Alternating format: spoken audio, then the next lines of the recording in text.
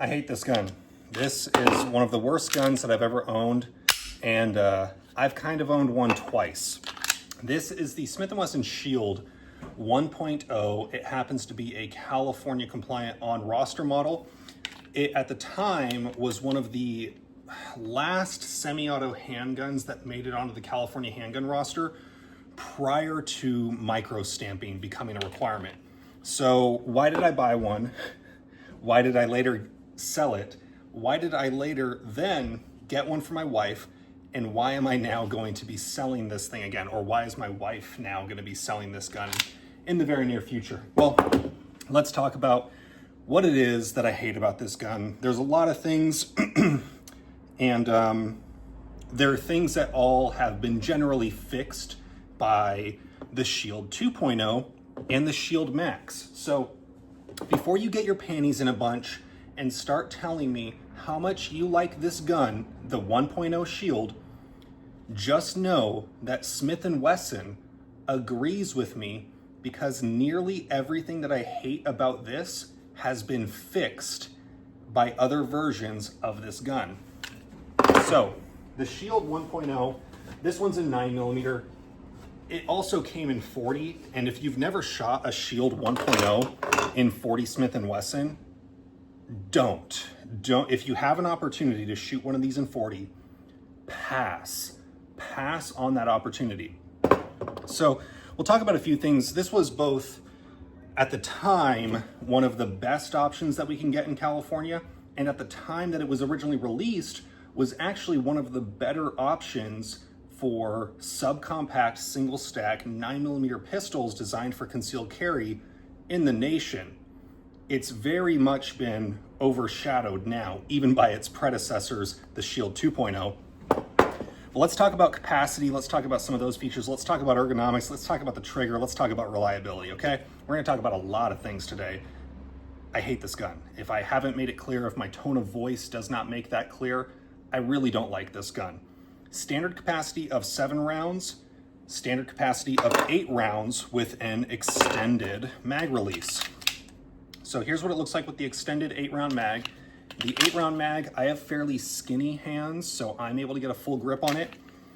You can also get something called mag guts, and what mag guts do is increase the capacity slightly. They have different variants for different guns that increase it by different amounts. Some of them increase the length, some of them don't. Standard 7-round 9mm magazine. This one holds 8. Same length. You can tell they're different based on that little follower, or by the follower and the base plate locking tab or whatever. The springs and the follower are slightly different geometry that allows you to get an extra round without increasing the length of the gun. So we get 8 rounds, and then on the +2, you get a little bit longer of an overall package, but I'm talking very little overall length increase. And in exchange, what you get is 2 extra rounds. So 10-round mag, which is a convenient number because in the state of California, we would be limited to 10 rounds. I couldn't get a adapter or guts that increase this to 11 unless it was acquired during Freedom Week, which that's a whole different thing. But 10 rounds in this. Capacity, not that great, but for a concealed carry gun, if you can get it to about 10 rounds, this is okay. This gets it okay. Unfortunately, the jury is out on whether or not these are actually any good. These mag guts have a tendency to, over time or very much off the beginning, even when properly installed, which is not the easiest thing to do, they have a mixed bag reputation online. Some people say they work great. Some people say they took a little bit of breaking in. Some people said they could never get them to run right, which I don't know if is necessarily a knock on the mag guts, because these mags also don't really work that great. I'm not talking terrible, but for a gun that is intended to be a defensive gun, neither of the Shields that I've owned, or the one that I've owned and the one that now my wife owns, neither of these guns have been as reliable as my Glocks. And now I know that's asking a lot, but keep in context, these guns don't get shot nearly as hard. They're more attention is paid to them when it comes to maintenance and lubrication and cleaning. I'm not throwing mud in a concealed carry gun to see if it works, because that's a dumb idea. I want the gun to work. I don't want to test to see if I can get the gun to fail. But this gun did not always reliably work. I'd get the occasional stovepipe, and now I'm talking like 1 in every 400 or so. But I can tell you what, my 2011s don't do that, and those are known as some very finicky guns. My Glocks sure as hell have never done that. My SIGs don't even do that. So these guns have not been the most reliable to me. So reliability and capacity, those are two very important factors, in my opinion, for a concealed carry defensive gun, which this is marketed as. Let's talk about ergonomics. Okay, so you can remove the safety on these by just removing it. I don't like the safety. The safety is basically, it's not the easiest to work. This one has been broken in quite a bit because I shoot this gun, or I have shot this gun in the past a whole lot. My wife hated this gun. I hate this gun. My wife owned this gun for probably about at least 5 years, actually, because she got her FSC and it expired when she got her replacement for this. So she owned this gun for about 5 years, and I think she went out to the range with me with this gun like 6 times, okay? Putting it in context. I don't really like the positioning of this safety. I imagine maybe if you have very, very small hands, you wouldn't have to crank your thumb back as much, but I found this when I would draw, it wouldn't be the easiest to hit 1000% of the time. So what I always did, and what I told my wife to do, is just keep the safety off. This is your safety. That's cringe, I hate saying that. Just keep the safety off, and still when you draw it at any point, try to hit it off again, just because maybe it got bumped on accident. You still want to practice taking the safety off, but it's better to just start with the safety off, in my opinion, with this gun. This gun from the factory has a mag disconnect. That's very easily removed, and that's totally fine if you want to do that. It also has a loaded chamber indicator. That's not really my main gripe with this gun. However, on mine, at one point I actually had the loaded chamber indicator break so that it would never actually stick up. Even if I put a round in it, it wouldn't stick up. So it would basically always be telling you unloaded, which is a perfect example of why you shouldn't rely on those. But those aren't even my gripes. I'm talking about the gun generally, not just the California bull crap that we had to add to this gun, right? So I don't like the safety. The slide lock, now this is gonna be exaggerated because I am putting the magazine in, which is pushing up on it. This is not the easiest thing to hit, especially if you're sweaty. You saw how much I had to struggle just to even work this thing. I know that you're probably better with this gun because you shoot it a lot. I'm sorry for you that you've done that. The slide stop is not the easiest, and this one has been broken in a lot because, again, I've shot this gun a lot. But it's designed for concealed carry, and I think that they didn't really strike that balance of usability and slim form factor. And ultimately, if this was just a little bit more outward sticking and had a little bit more of a ledge on this slide stop, they could have still made it just as concealable, because this part of the gun is going in a holster, okay? This does not need to be that slick. It doesn't need to be that hard to actually push that down or push it up. In addition to that, this gun is not the easiest to rack if you don't have grown man grip strength, which I know that most of you, actually I think on this channel it's 100% of you are men, but these guns are very appealing to women because they're smaller, and generally women have smaller frames, which means that they need to carry guns that are smaller to fit on their frame. So smaller individuals will have a harder time racking this gun. No front serrations. Serrations on the rear aren't that great, and an overall very small, skinny slide means that racking this gun for someone that isn't a grown man is significantly more difficult than any of the modern offerings. So my wife had a really hard time working the controls on this gun. She had a hard time racking this gun. The safety is not in a very good spot. And the grip texture, this is performative. This grip texture on this gun, purely performative. It is non-existent.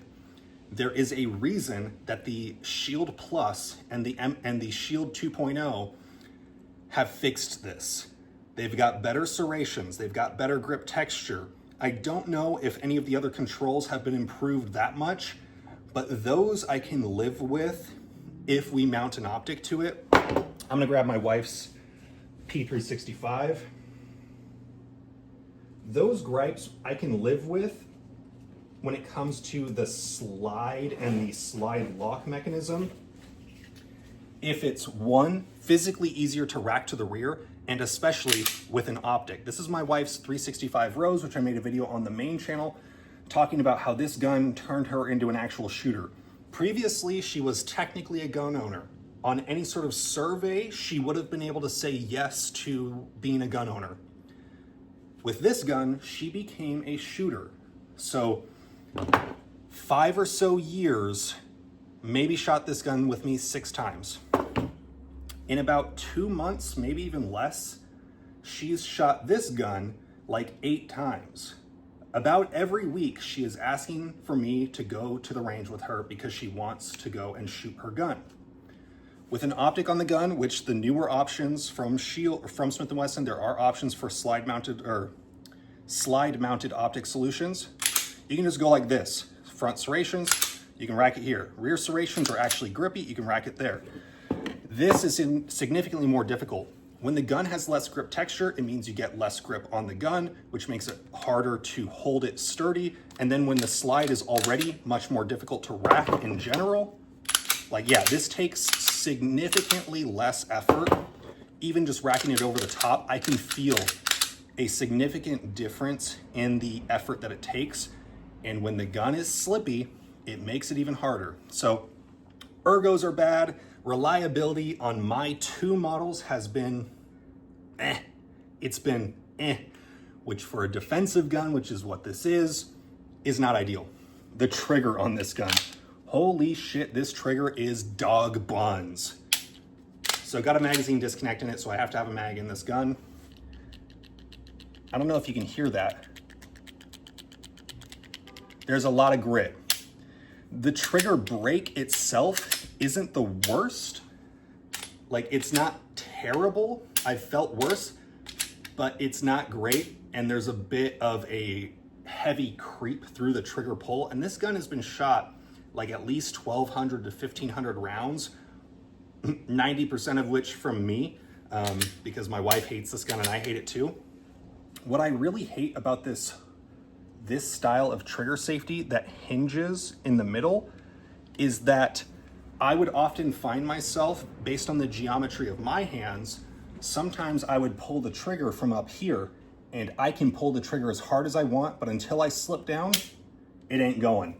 And I would find myself shooting this gun, and it wouldn't go off immediately because I'm pulling up too high. My finger would then slip down violently, disengage that trigger safety, and then yank shots low because I'm coming from here and then coming back.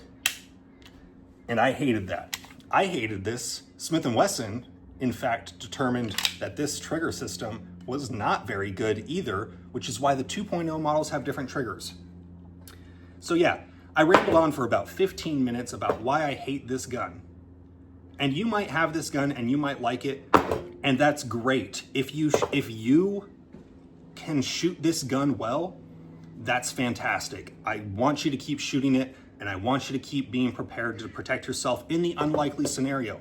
However, if you live in the state of California especially, and you've had one of these for a while and you've never quite been satisfied, please go look at the better options that are available today to you.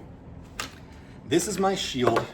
This is my SIG P365 standard length model, 10 rounds. Let's stack these up. 10 rounds versus 10 rounds. Much smaller gun, better grip texture, better trigger. just in general, a better gun in basically every way, in my opinion, which is why it's the gun that I carry, which is why I got my wife this, or actually I was about to buy one of these and then this got sent out to me, but this gun turned my wife from a gun owner into a shooter. This gun, I couldn't beg my wife to come with me to the range because she hated it that much. And I don't blame her. I hate the Shield 1.0 too. I like the SIG 365. There's some complaints that people have with them, but in my opinion, generally the current 365s are great guns. What we've done to this is I've swapped out some of the trigger springs for an Armory Craft kit with a plus power return spring, which solves one of the major problems that the SIG 365 has, which maybe I'll talk about that in a later video. But anyways, Shield 1.0, not good. If you're not happy with it, check out something else. If you're happy with it, that's great. I'm actually, unironically, I am glad that you like it, because what that means is you have a gun that you're comfortable and confident with, that you can shoot, that you enjoy shooting, that you practice with. And if that's you, awesome. Do not change a thing. Thank you.